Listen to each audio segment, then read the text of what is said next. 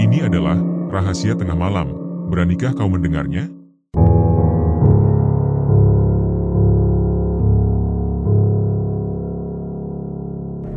Rian, seorang pria berusia awal 30-an, duduk termenung di beranda rumah kecilnya yang sederhana. Matahari sore perlahan tenggelam di balik perbukitan, menyisakan semburat jingga yang membalut langit desa dalam nuansa melankolis. Rumah kayu yang ia tempati, dengan atap bocor di berbagai sudut dan dinding yang mulai rapuh dimakan usia, berdiri sebagai saksi bisu dari kehidupan yang terasa stagnan dan nyaris tanpa harapan. Selama bertahun-tahun, Rian bekerja sebagai buruh tani. Ia mencurahkan tenaga dan waktunya dari pagi hingga senja, namun hasilnya selalu pas-pasan. Hidup yang keras seakan tidak memberinya ruang untuk bernapas, apalagi bermimpi. Ketika ia menyeruput teh manis yang sudah dingin, pandangannya terarah pada rumah tetangganya yang baru saja selesai direnovasi. Halaman rumah itu kini tertata rapi dengan paving block, dan sebuah mobil baru tampak berkilau di bawah cahaya senja. Pemandangan itu menorehkan perasaan perih di dalam dada Rian, mengingatkannya akan jurang tak kasat mata yang memisahkan antara dirinya dan keberuntungan. Di warung kopi desa, obrolan tentang pesugihan masih menjadi perbincangan yang tak lekang oleh waktu.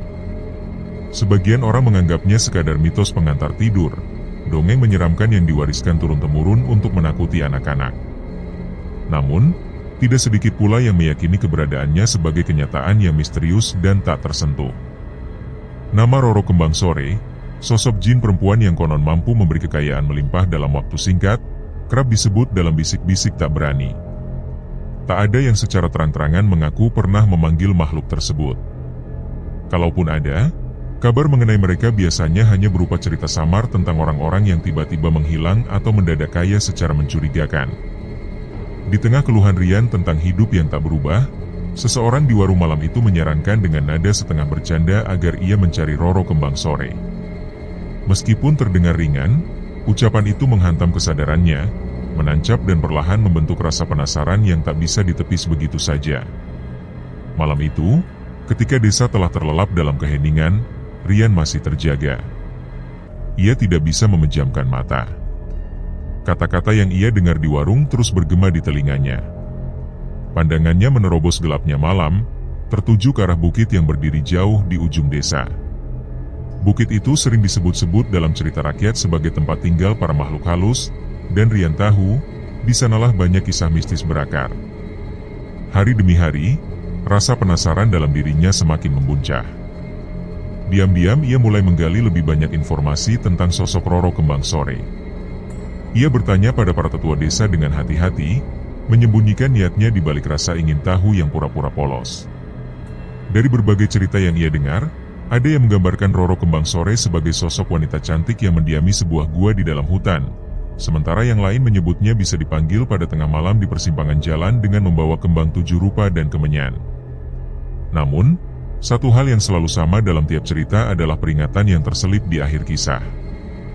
Mereka mengingatkan bahwa keinginan yang dikabulkan oleh makhluk halus seperti itu selalu datang dengan harga yang sangat mahal, terkadang lebih dari apa yang sanggup dibayar oleh manusia. Peringatan itu tidak mampu memadamkan tekad Rian. Ia merasa hidupnya sudah terlalu lama berada di jurang ketidakberdayaan. Ketakutan akan kemiskinan yang tak berujung justru jauh lebih besar daripada rasa takut akan dunia gaib.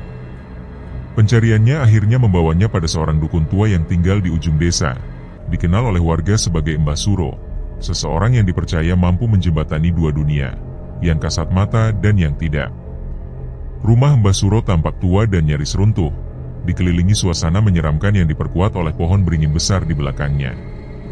Dinding bambu yang berlubang, suara burung hantu dari kejauhan, dan aroma mistis yang menggantung di udara membuat siapapun yang datang harus menyiapkan nyali. Ketika akhirnya ia memberanikan diri untuk masuk, Rian disambut oleh bau kemenyan yang menusuk hidung, bercampur dengan aroma apek dari ruangan yang remang-remang. Di dalamnya, benda-benda aneh bertebaran, botol kaca berisi cairan tak jelas, tengkorak binatang, serta jimat-jimat tua yang digantung di dinding bambu. Mbah Suro menyambutnya dengan tatapan tajam penuh wibawa.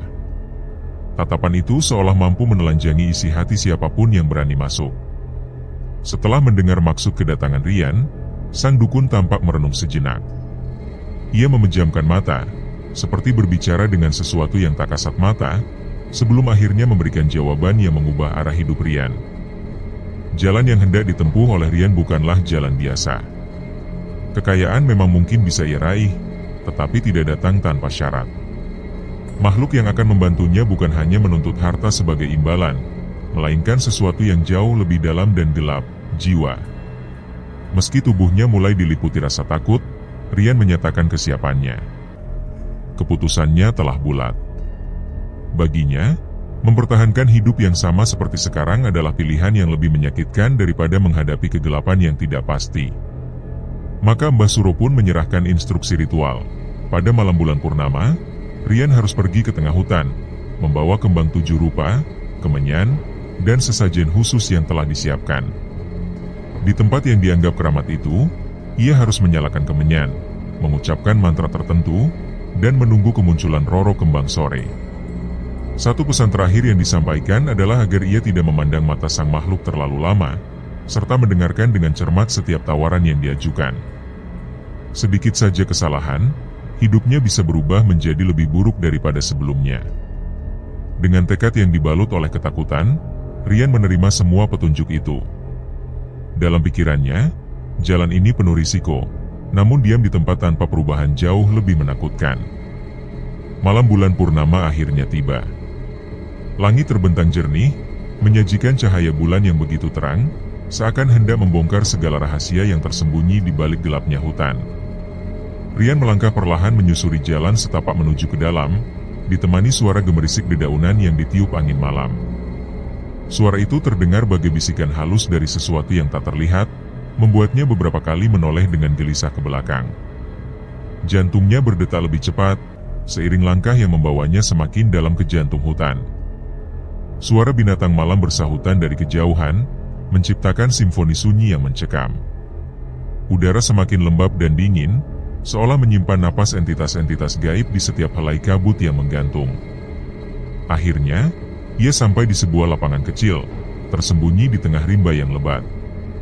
Tempat itu telah disebut Mbah Suro sebagai titik sakral, sebuah ruang di mana batas antara dunia manusia dan dunia lain menjadi tipis.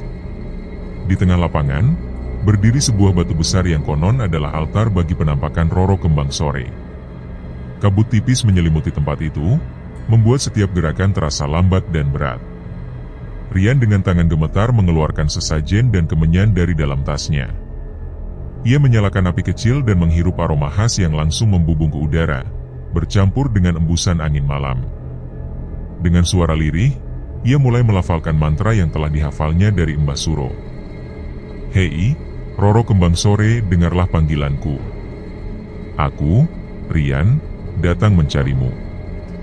Datanglah kepadaku. Aku ingin meminta pertolonganmu." Tiba-tiba angin berembus kencang, menerbangkan dedaunan dan membuat api di atas kemenyan berkedip liar. Gemerisik dari balik pepohonan terdengar semakin keras, seperti langkah-langkah ringan yang mengelilinginya dalam lingkaran tak kasat mata. Aroma kemenyan berubah, semakin tajam, menyatu dengan bau bunga yang menyengat dan memabukkan. Lalu, dari kabut yang kian padat, terdengar suara lembut namun bergema, bagai datang dari segala arah sekaligus. "Siapa yang memanggilku?" Tubuh Rian membeku. Dari balik selimut kabut yang mulai terbuka, muncul sosok perempuan. Ia berjalan perlahan, atau mungkin melayang, sulit dibedakan. Rambut panjangnya terurai, hitam pekat seperti malam itu sendiri. Wajahnya indah, terlalu indah, namun justru karena itulah terasa mengerikan. Senyumnya terlalu lebar, dan sorot matanya menembus, seolah menelanjangi jiwanya. Rian terpaku. Takut, kagum, dan tertarik bercampur dalam satu getaran. Wanita itu berdiri di hadapannya, seperti bayang-bayang mimpi yang terlalu nyata, terlalu menggoda. Dan dalam momen itu, Rian merasa bahwa ia tidak hanya tergoda oleh janji kekayaan, tetapi oleh sosok Roro Kembang Sore itu sendiri. Dengan suara nyaris tak terdengar, ia memperkenalkan diri dan mengutarakan maksudnya. Ia ingin kekayaan, ingin terbebas dari kehidupan yang selama ini membelenggunya. Sosok itu menyambutnya dengan senyum tipis dan langkah ringan yang nyaris tak bersuara. "Kekayaan itu mudah," ucapnya, seakan membisikkan mantra langsung ke dalam hatinya. Kabut di sekitar mereka semakin padat, dan udara malam menjadi lebih dingin, menusuk kulit. Hutan seakan menyimak pertemuan mereka dengan napas tertahan. Rian masih berdiri terpaku di hadapan makhluk gaib itu, sosok anggun yang kecantikannya memikat, namun menyimpan kegelapan yang dalam. Lalu suara itu kembali terdengar, lembut namun menyayat. "Apa kau siap menerima syarat-syaratku, Rian?" Rian terdiam, mencoba melawan getar tubuhnya. Dengan suara parau, ia akhirnya bertanya, "Syarat apa yang kau minta dariku?" Roro Kembang Sore mendekat. Setiap langkahnya membawa hawa yang dingin sekaligus memabukkan. Ia tersenyum, senyum tipis yang menyimpan berjuta rahasia dan jebakan.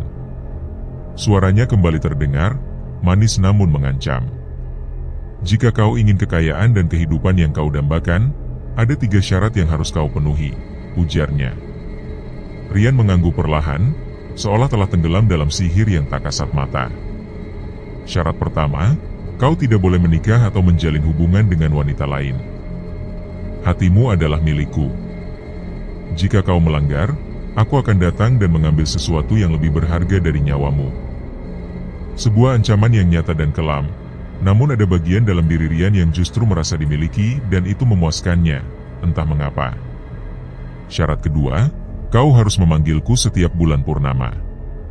Kau wajib menemuiku dan melayaniku. Jangan pernah mencoba menghindar, karena aku akan tahu." Tatapannya menusuk, dan Rian hanya bisa mengangguk, seolah jiwanya telah dikuasai. "Syarat ketiga, setiap bulan, kau harus menyembelih seekor kambing sebagai persembahan. Darahnya mengikat kita. Jika kau gagal, kesepakatan ini akan putus, dan aku akan datang untuk menagih lebih dari apapun yang kau punya." Suasana menjadi semakin berat. Kabut menggumpal seperti napas makhluk-makhluk yang tidak tampak, dan pohon-pohon di sekeliling mereka seolah bergeming, mendengarkan perjanjian yang sedang dibuat. "Apakah kau menerima semuanya, Rian?" Kini, Roro Kembang Sore berdiri sangat dekat. Wajahnya begitu indah dan menakutkan, seperti keindahan bunga beracun. Rian menelan ludah. Ia tahu hidupnya tak akan pernah sama. Tapi ia telah memilih. Dengan suara yang hampir tenggelam oleh detak jantungnya sendiri, ia menjawab, "Aku menerima." Senyum lebar mengembang di wajah makhluk itu. Suasana berubah seketika. Udara yang dingin menjadi hangat, dan aroma manis menggantikan bau darah dan kemenyan. "Bagus, Rian," bisiknya. "Sekarang, biarkan kita mengikat perjanjian ini dengan cara yang lebih dekat." Tubuh Rian bergerak tanpa kehendaknya, mendekat pada sosok itu. Tatapan matanya menawan, menyedot semua logika dan kesadaran. Ia lupa akan peringatan Mbah Suro. Ia lupa akan dunia di luar hutan. Yang tersisa hanya dia dan Roro Kembang Sore. Di bawah cahaya bulan yang menyinari lapangan keramat itu, perjanjian mereka terjalin. Bukan hanya dalam kata-kata, tapi dalam ikatan yang jauh lebih dalam, lebih gelap, dan tak bisa dipatahkan. Namun di balik desah malam dan hasrat yang menggelegar, sesuatu di dalam dada Rian mulai menggigil. Sebuah bayangan dingin menyelusup ke dalam hatinya. Ia tahu, saat itu juga dirinya telah menyerahkan jiwa kepada kekuatan yang lebih besar dan lebih kelam daripada yang pernah ia bayangkan. Ketika semuanya berakhir, suasana di tengah hutan yang dingin dan gelap perlahan berubah menjadi lebih sepi. Kabut yang tebal semakin menghilang, menyisakan keheningan yang begitu mencekam. Rian, yang berdiri sendirian di lapangan itu, merasakan hawa yang berat, seolah dunia sekitarnya memandangnya dengan cara yang berbeda. Saat itu, ada bisikan lembut yang menggema di telinganya, suara yang penuh dengan ancaman terselubung, tetapi juga seakan membawa janji-janji manis. Itu adalah suara Roro Kembang Sore. "Rian, kau milikku sekarang, dan aku akan selalu ada di sisimu, bahkan ketika kau tidak memanggilku." Suara itu, seperti hembusan angin malam yang dingin, membuat tubuh Rian merinding. Perasaan lega bercampur dengan ketakutan menguasai dirinya.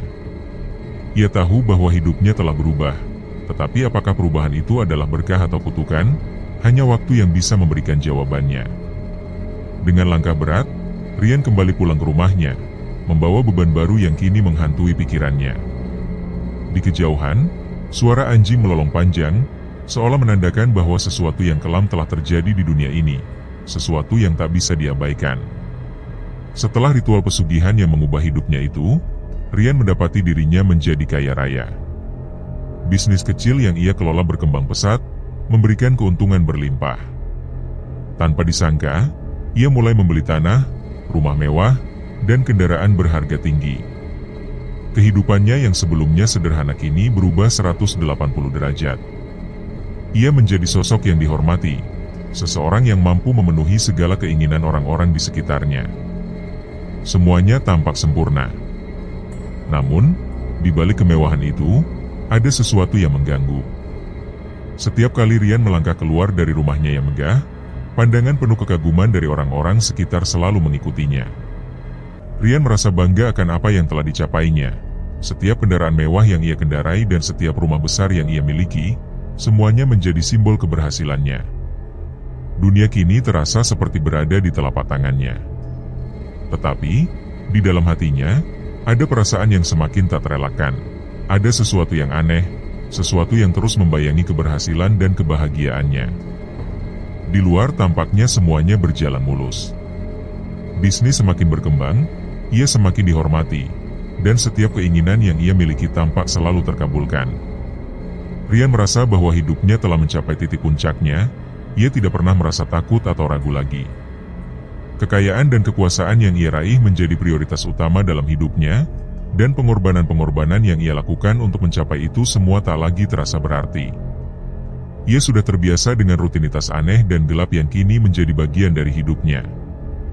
Namun, ada satu rutinitas yang tidak pernah ia tinggalkan, sesuatu yang lebih gelap, lebih ritualistik. Setiap bulan, tanpa terkecuali, Rian akan menyembelih seekor kambing di halaman belakang rumahnya yang megah. Darah kambing itu menjadi simbol dari kesetiaannya terhadap kekuatan yang memberinya semua ini. Pada saat itulah, Rian merasa terhubung dengan dunia lain, dunia yang memberi kekayaan dan kekuasaan kepadanya dengan harga yang harus ia bayar. Selain itu, ada satu hal lain yang tidak bisa lepas dari kehidupannya, kehadiran Roro Kembang Sore. Makhluk gaib ini, yang selalu menuntut perhatian, hadir setiap sore. Setiap hari, Rian akan melayani Roro Kembang Sore dengan segala penghormatan yang layak. Ia memberi sesaji, berdoa, dan memastikan bahwa setiap permintaan makhluk itu dipenuhi. Baginya, hanya dengan cara inilah ia bisa mempertahankan kekayaan dan kemewahan yang telah ia raih. Ia merasa bahwa tanpa kehadiran Roro Kembang Sore, segala yang ia miliki akan hilang dalam sekejap. Meskipun kehidupannya kini penuh dengan kemewahan, ada sisi gelap yang tak terpisahkan. Setiap kali ia berhadapan dengan Roro Kembang Sore, baik secara fisik maupun dalam bentuk hasrat yang lebih mendalam, ia merasa terhubung dengan kekuatan yang tak dapat ia kendalikan. Setiap pertemuan mereka menyisakan kepuasan yang tidak bisa dijelaskan, namun juga meninggalkan perasaan kosong yang semakin lama semakin menggerogoti dirinya. Rian tidak bisa menolak panggilan dari Roro Kembang Sore. Kehadirannya selalu kuat, memancarkan aura yang begitu menggoda dan menantang. Rian tahu bahwa kemewahan yang ia nikmati selama ini tidak lepas dari pengaruh makhluk ini. Setiap pertemuan antara mereka, meski membawa kepuasan, juga semakin membuat Rian lupa akan dirinya yang dulu. Ia terperangkap dalam keinginan untuk memenuhi hasrat Roro Kembang Sore, dan dalam proses itu, ia kehilangan arah hidupnya. Seiring waktu, kehidupan Rian semakin dikenal. Warga mulai memperhatikannya, dan setiap kali ia keluar dari rumah mewahnya, banyak mata yang mengikutinya dengan penuh kekaguman. Bisnis yang ia kelola semakin sukses, dan orang-orang semakin menyadari perubahan drastis dalam hidupnya. Banyak pemuda yang datang kepadanya dengan berbagai proposal, berharap bisa mendapatkan bantuan atau dukungan dari pengusaha sukses seperti dirinya. Beberapa usulan tentang proyek sosial atau peluang bisnis bersama mulai berdatangan, dan meskipun Rian menerima beberapa proposal, ia menjadi sangat selektif dalam memilih mana yang patut didukung. Rian hanya tertarik pada hal-hal yang dapat memberinya keuntungan langsung atau yang dapat menunjang citranya sebagai orang sukses. Kegiatan yang dianggapnya terlalu biasa atau tidak cukup menjanjikan, ia abaikan. Dengan sikap yang sering terkesan dingin dan pelit, warga mulai memberikan label baru padanya, pelit, meskipun kekayaannya melimpah. Ia enggan membagikan sebagian hartanya untuk keperluan yang menurutnya tidak menguntungkan, meskipun itu bisa membantu masyarakat. Seiring berjalannya waktu, Rian semakin mengisolasi dirinya dari dunia luar. Ia lebih memilih untuk terperangkap dalam kehidupan yang telah ia bangun sendiri, sebuah dunia yang dipenuhi oleh kemewahan dan ritual gelap yang menjadi bagian tak terpisahkan dari eksistensinya. Kekayaan yang ia miliki ternyata tidak hanya mendatangkan perhatian dari warga desa, tetapi juga menarik banyak wanita yang ingin mendekatinya. Wanita-wanita cantik, yang selalu hadir di berbagai acara sosial, mulai menawarkan perhatian, pujian, bahkan secara terang-terangan mengungkapkan niat mereka untuk menjalin hubungan lebih dekat dengan Rian. Mereka berharap bisa menikmati kemewahan yang kini menjadi bagian dari hidup pria itu. Namun, meskipun tergoda oleh berbagai tawaran dan perhatian yang datang dari para wanita itu, Rian tetap ingat pada syarat yang telah ia sepakati dalam menjalani ritual pesugihan. Ia tahu betul bahwa segala kekayaan yang ia nikmati datang dengan harga yang sangat tinggi. Salah satu bagian dari harga tersebut adalah menjaga dirinya tetap berada di jalur yang benar, jauh dari godaan duniawi, termasuk hubungan asmara yang bisa mengganggu keseimbangan yang telah ia capai. Roro Kembang Sore, yang memberinya kekayaan dan kuasa, menekannya untuk tidak terjerumus dalam hubungan yang bisa merusak takdir yang sudah ditentukan. Setiap kali seorang wanita mencoba mendekatinya, Rian merasa ada semacam peringatan dalam dirinya, sebuah suara yang mengingatkan bahaya yang akan dihadapi jika ia melanggar aturan yang telah ia sepakati. Meski begitu, meskipun menolak semua godaan itu, Rian merasa semakin kesepian. Keberadaan wanita-wanita itu hanya semakin menegaskan bahwa ia lebih dihargai karena kekayaannya, bukan karena siapa dirinya sebenarnya. Dalam malam-malam sepinya, Rian seringkali bertanya-tanya, adakah di antara mereka yang tulus menginginkannya, atau semua itu hanya karena status dan hartanya yang luar biasa. Namun, meski kesepian, Rian tahu bahwa ia tidak bisa melepaskan diri dari kewajibannya kepada kekuatan yang telah memberinya segalanya. Ia terus melanjutkan hidupnya, terjebak dalam dilema antara godaan duniawi dan konsekuensi dari pesugihan yang telah ia jalani. Hidupnya penuh dengan kemewahan, tetapi juga dibelenggu oleh rutinitas gelap yang tidak bisa ia tinggalkan.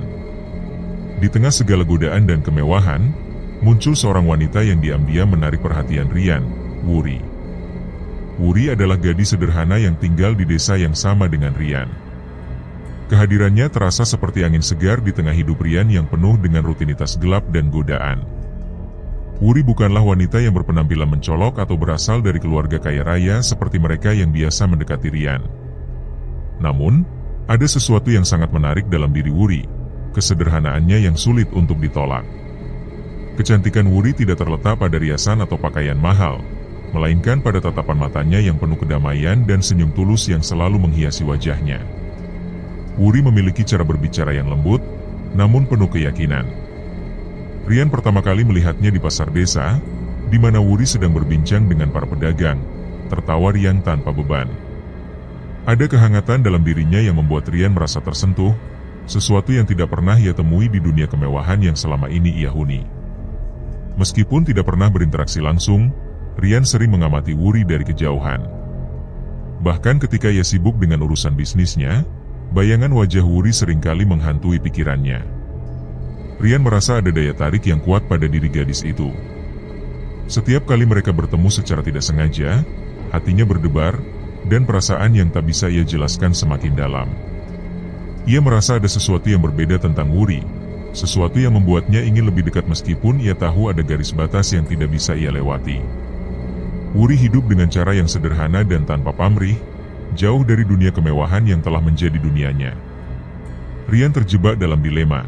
Di satu sisi, ia merasakan ketertarikan yang kuat, tetapi di sisi lain, ia tahu bahwa melibatkan dirinya dalam hubungan semacam itu bisa membawa risiko yang besar. Namun, semakin lama, ketertarikannya kepada Wuri berubah menjadi obsesi. Rian merasa tidak bisa mengabaikan perasaan yang terus berkembang di dalam dirinya, meskipun ia tahu bahwa jalan ini bisa membawa konsekuensi besar. Suatu sore, akhirnya Rian memutuskan untuk mendekati Wuri. Tanpa alasan yang jelas, ia merasa harus berbicara dengannya. Ia tahu bahwa Wuri bukan tipe wanita yang mudah didekati dan mungkin juga tidak akan mengenal siapa dirinya secara pribadi. Tetapi rasa penasaran dan perasaan yang sudah terpendam cukup lama mendorongnya untuk melangkah. Dengan cara yang sederhana, Rian memulai percakapan, bertanya tentang kegiatan sehari-harinya dan kehidupan di desa. Wuri, yang tidak tahu siapa Rian sebenarnya, menjawab dengan ramah. Mereka berbicara tentang kehidupan desa yang tenang dan damai, tanpa sadar percakapan itu berlangsung lebih lama dari yang direncanakan. Setiap kata yang diucapkan Wuri membuat Rian merasa semakin nyaman. Ada ketulusan yang langka dalam cara Wuri berbicara, yang tidak ia temui pada wanita-wanita lain yang selama ini mendekatinya karena harta. Rian merasa seperti menemukan sesuatu yang hilang dalam hidupnya, sesuatu yang tidak bisa ia temukan dalam dunia kemewahan yang selama ini ia jalani. Hari demi hari, hubungan mereka mulai tumbuh. Mereka mulai bertemu lebih sering, meskipun pertemuan itu selalu dilakukan secara diam-diam. Rian akan mengunjungi Wuri di tempat yang sepi, tempat yang hanya mereka berdua yang tahu. Mereka berjalan bersama di bawah cahaya bulan, berbicara tentang banyak hal, tentang hidup, tentang mimpi, dan tentang dunia yang mereka impikan. Wuri mulai menyadari ada sesuatu yang berbeda pada diri Rian. Meskipun kaya raya, Rian tampaknya memiliki sisi yang lebih lembut dan penuh perhatian, sisi yang jarang ia tunjukkan pada orang lain. Rian tidak bisa lagi mengelak dari perasaannya. Setiap detik yang ia habiskan bersama Wuri membuat hatinya semakin terikat. Meskipun ada keraguan dan ketakutan tentang apa yang akan terjadi, ia merasa bahwa Wuri adalah satu-satunya orang yang bisa memberinya rasa tenang dan bahagia. Ketika mereka akhirnya berciuman untuk pertama kalinya, itu terasa seperti keajaiban. Sebuah momen yang tidak pernah ia harapkan. Rian merasa seolah dunia berhenti berputar, hanya ada mereka berdua dalam kehangatan itu. Seiring berjalannya waktu, hubungan mereka semakin intim. Mereka berbagi waktu bersama, saling mengenal lebih dalam, hingga akhirnya mereka tidur bersama. Malam itu, ketika mereka berada di tempat yang jauh dari dunia luar, Rian merasakan sesuatu yang belum pernah ia alami sebelumnya. Sebuah kedekatan emosional yang begitu kuat, yang seolah melampaui segala batasan. Wuri memberi Rian perasaan yang ia cari, rasa cinta yang tulus, yang tidak tercemari oleh kekayaan atau status. Waktu terus bergulir, membawa serta kedalaman hubungan antara Rian dan Wuri ke ranah yang lebih dalam dan lembut.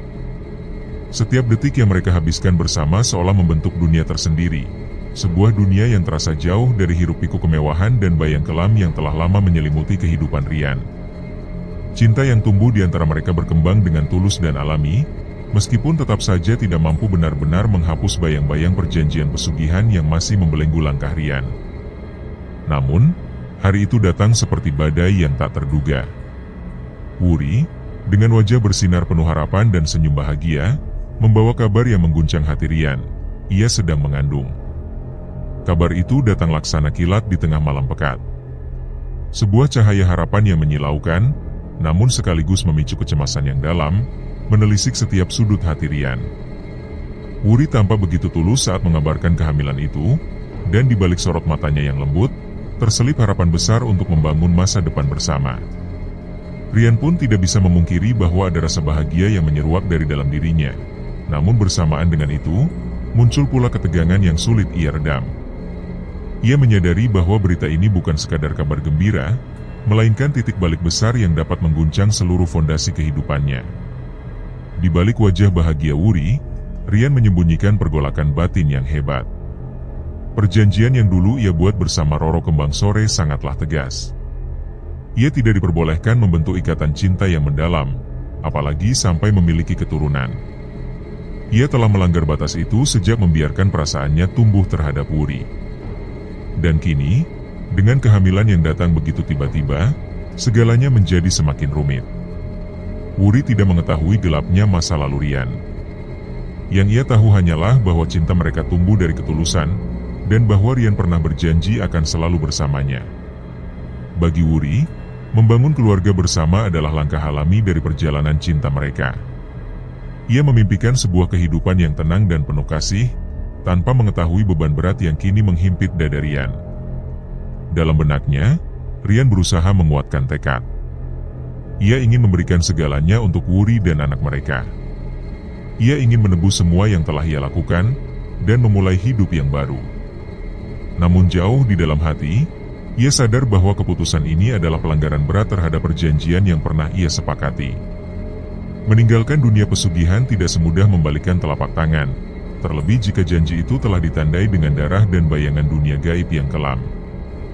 Hari-hari berlalu dengan rasa cemas yang perlahan menyusup dalam kebahagiaan mereka. Rian mulai merasakan kehadiran dua kekuatan besar yang saling tarik-menarik di dalam dirinya. Di satu sisi ada cinta dan harapan untuk masa depan bersama Wuri dan anak mereka. Namun di sisi lain, ada ketakutan yang semakin nyata akan konsekuensi yang mengintai dari perjanjian gelap yang telah ia langgar. Dan benar saja, setelah beberapa hari sejak janji itu dilanggar, kebahagiaan yang sempat mereka perlahan mulai meredup. Kehidupan Rian berubah drastis. Rumah mewah yang dulunya terasa hangat dan megah kini menjadi dingin, sunyi, dan asing. Udara di dalamnya seolah dipenuhi sesuatu yang tak terlihat, sesuatu yang gelap dan jahat, seakan mengintai dari setiap sudut dengan niat yang tidak baik. Pada suatu malam, saat Rian baru saja merebahkan tubuhnya, ia mendengar suara langkah kaki yang berat dan lambat di lorong luar kamar. Langkah-langkah itu terdengar seperti milik seseorang yang berjalan tanpa arah, namun memiliki tujuan yang menyeramkan. Dengan jantung berdebar keras, Rian bangkit dan mengikuti suara itu. Namun ketika pintu lorong dibuka, suara itu menghilang begitu saja, menyisakan kesunyian yang menggantung. Malam-malam berikutnya suara itu kembali, kali ini semakin dekat, seperti mendekati kamar tidurnya. Rian kembali menelusuri lorong dengan hati waspada, namun setiap kali ia mencoba menangkap sosok dari suara tersebut, yang ia temukan hanyalah kekosongan. Namun keheningan itu segera berubah menjadi teror ketika ia menatap cermin besar yang tergantung di dinding kamarnya. Di sana muncul sosok bayangan samar yang bukan dirinya. Aura yang memancar dari bayangan itu begitu kelam dan mencekam. Wajah sosok tersebut perlahan menjadi lebih jelas. Itu adalah Roro Kembang Sore, makhluk yang telah memberikan kekayaan luar biasa kepadanya. Namun kali ini, penampilannya sangat berbeda. Wajah yang dahulu menawan kini rusak parah. Dagingnya tampak hangus, penuh luka membusuk, dan matanya menyala dengan kebencian yang begitu dalam. Sosok itu menatap tajam ke arah Rian, seolah ingin menembus jiwanya dengan pandangan penuh murka. Suara dari sosok tersebut bukanlah suara manusia. Ia lebih menyerupai jeritan mengerikan yang menggema langsung di dalam pikiran Rian. Jeritan itu menuduh, menyumpah, dan mengutuk. Sosok itu menuduh Rian telah mengkhianati perjanjian suci, dan bahwa tidak akan ada pengampunan. Teror itu mengoyak ketenangan Rian, membuatnya gemetar hingga ke tulang, dan dalam sekejap, sosok mengerikan itu menghilang dari cermin, menyisakan suasana yang begitu mencekam di kamar yang sepi. Namun kengerian itu tidak berhenti di situ. Keesokan harinya, saat Rian terbangun, ia mencium bau amis darah yang begitu menyengat memenuhi udara. Ia menelusuri setiap sudut kamar untuk mencari sumbernya, namun tidak menemukan darah ataupun luka. Bau itu seperti berasal dari dalam dinding-dinding rumah, meresap ke segala penjuru, menyesakkan napas dan mengguncang kewarasan.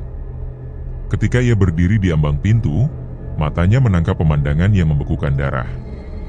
Di lantai, terlihat jejak-jejak kaki berdarah, berjalan perlahan menuju kamar tidurnya. Jejak itu seakan milik makhluk tak kasat mata, namun kehadirannya terasa sangat nyata. Setiap langkah yang terlihat membuat suasana semakin mencekam, seolah kegelapan sedang berjalan menuju dirinya. Dalam ketakutan yang menyesakan, terdengarlah bisikan serak dari sudut ruangan. Suara itu tidak berasal dari manusia, melainkan dari sesuatu yang jauh lebih purba dan jahat. Ia berbisik bahwa tidak ada tempat untuk melarikan diri. Rian menutup telinganya, mencoba mengusir suara itu, namun bisikan itu justru semakin keras, seolah berasal dari setiap sudut rumah, menelusup ke dalam pikirannya dan merusak ketenangan jiwa. Hari-hari berikutnya menjadi semakin suram. Rumah mewah itu kini menjadi tempat yang tak lagi ramah. Benda-benda mulai bergerak tanpa alasan. Kursi bergeser sendiri, lampu berkedip tanpa sebab, dan barang-barang kecil berjatuhan dengan suara keras meskipun tak ada angin yang bertiup. Setiap malam, suara jeritan Roro Kembang Sore menggema di seantero rumah. Jeritan itu begitu tajam dan menakutkan hingga membuat jantung Rian hampir copot. Suara tersebut tak hanya bergema di sekitar rumah, tetapi seolah berasal dari dalam dirinya sendiri. Sebuah bisikan yang menyuarakan kebencian, dendam, dan ancaman yang tak terucapkan. Rian telah berusaha keras mencari cara untuk menghentikan semua teror yang menghantui dirinya. Namun semakin ia mencoba, semakin kuat pula cengkeraman kekuatan itu. Teror menjadi semakin intens, menggerogoti kewarasannya. Rumah yang dahulu berdiri megah dengan segala kemewahannya kini berubah menjadi penjara mencekam, tempat di mana kegelapan bersarang dan ketakutan merajalela tanpa bisa dijelaskan. Puncak dari kengerian itu terjadi pada suatu malam yang kelam. Api misterius tiba-tiba menyala dari dalam rumah, tanpa sebab yang jelas.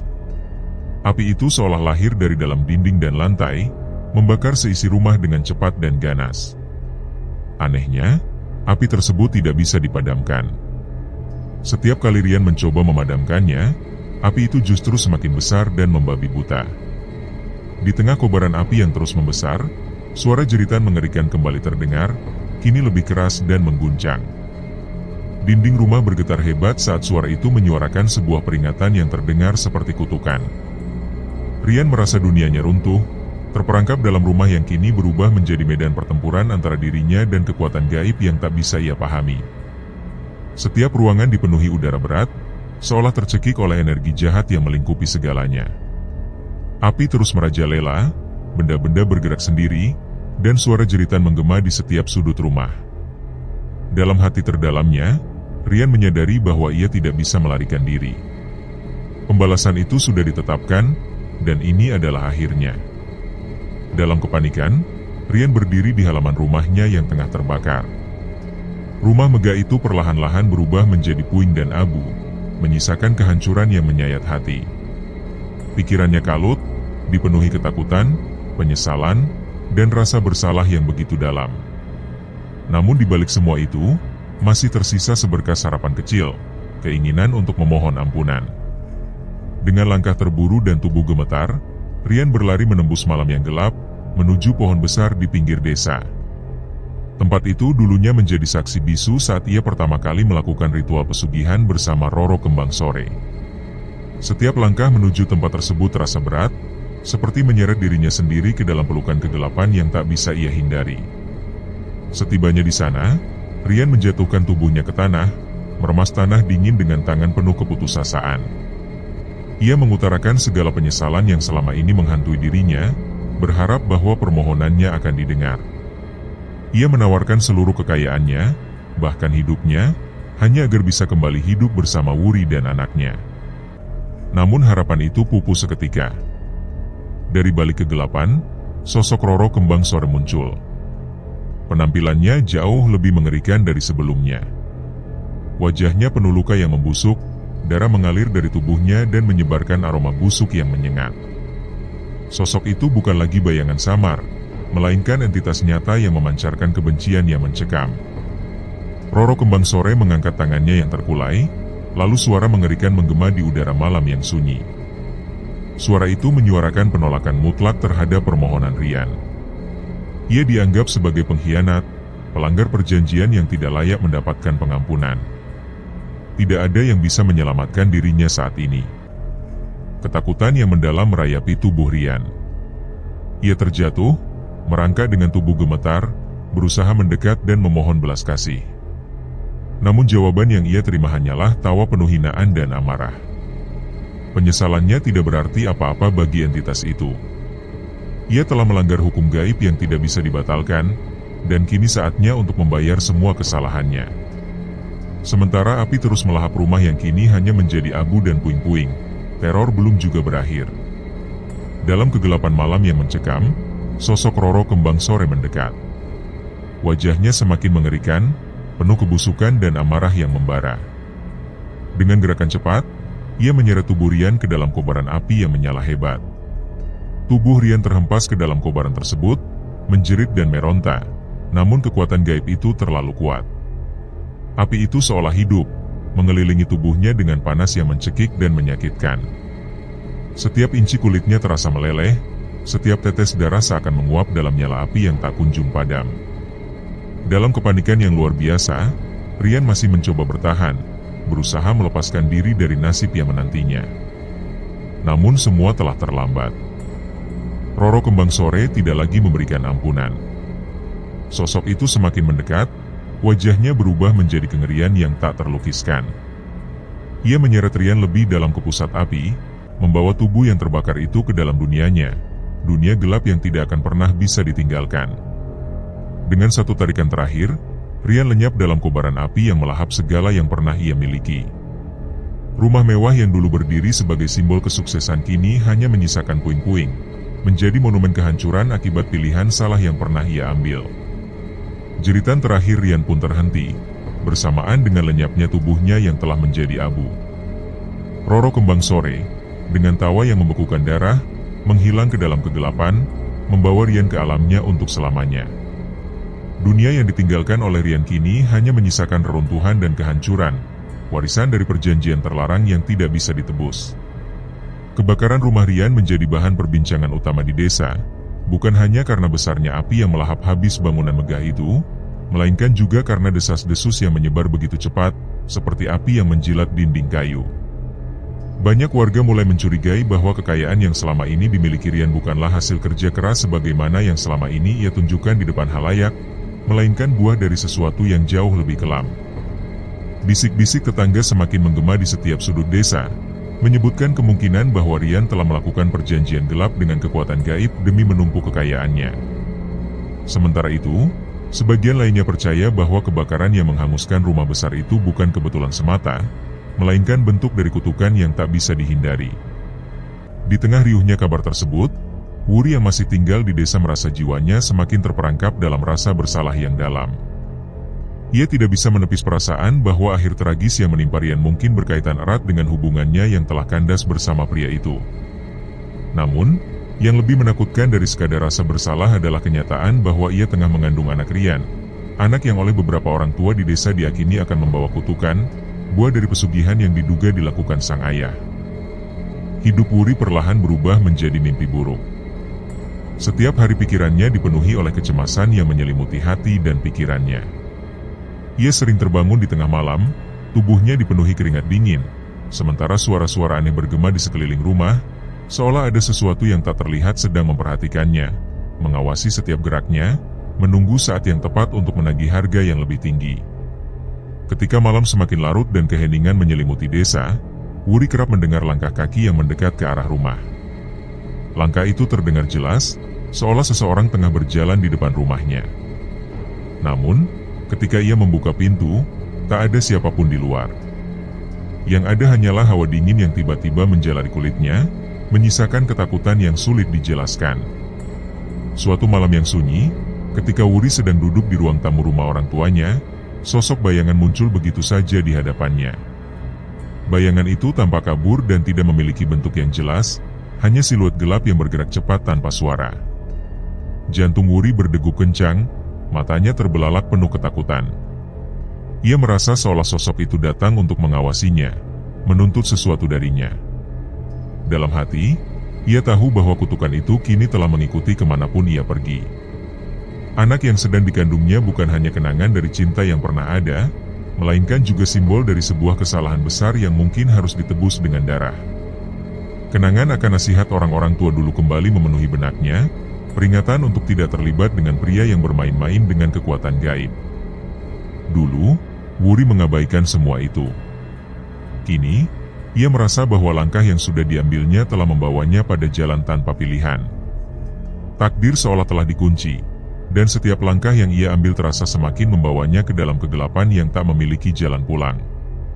Ia merasakan adanya sesuatu yang tumbuh di dalam tubuhnya, bukan hanya seorang bayi, tetapi juga ketakutan yang tak bisa ia ungkapkan dengan kata-kata, sebuah bayangan yang terus mengintai, menunggu saat yang tepat untuk mengungkapkan wajahnya. Pada suatu malam yang begitu sunyi dan mencekam, Wuri terduduk di depan cermin, memandangi perutnya yang mulai membesar. Bayangan wajah Rian kembali terlintas dalam pikirannya, wajah yang dulu penuh dengan ambisi dan kasih sayang, namun juga wajah yang akhirnya terjerat oleh kekuatan jahat yang telah ia pilih sendiri. Dalam keheningan itu, sebuah suara lirih terdengar perlahan namun jelas di telinganya. Suara itu begitu dekat, seperti berasal dari dalam kepalanya.